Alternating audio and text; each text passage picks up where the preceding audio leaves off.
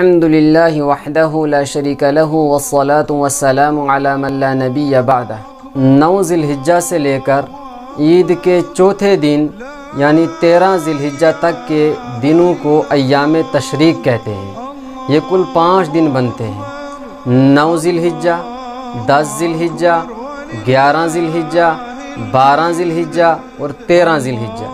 ان 5 دنوں کو ایام تشریق کہتے ہیں۔ ایام تشریق کا مطلب یہ ہے کہ 9 ذی الحجہ یعنی 20 جولائی 2021 عیسوی منگل کے دن فجر کی نماز کے بعد سے لے کر 13 ذی الحجہ یعنی 24 جولائی 2021 عیسوی سنیچر کی عصر کی نماز تک ہر فرض نماز کے بعد مردوں کے لیے بآواز بلند اور عورتوں کے لیے آہستہ آواز سے ایک بار تکبیر تشریق کہنا واجب ہے۔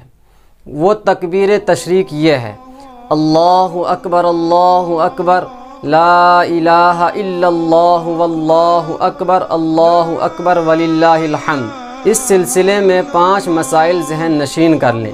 نمبر 1 کہ تکبیر تشریق مسافر، مقیم، امام، مقتدی، منفرد، شہر میں رہنے والے، دیہات میں رہنے والے، مردوں اور عورتوں سب پر واجب ہے۔ نمبر 2 9 ذی الحجہ کی فجر کی نماز سے لے کر 13 ذی الحجہ عصر کی نماز تک ہر فرض نماز کے بعد یہ تکبیر تشریق پڑھنی پڑے گی۔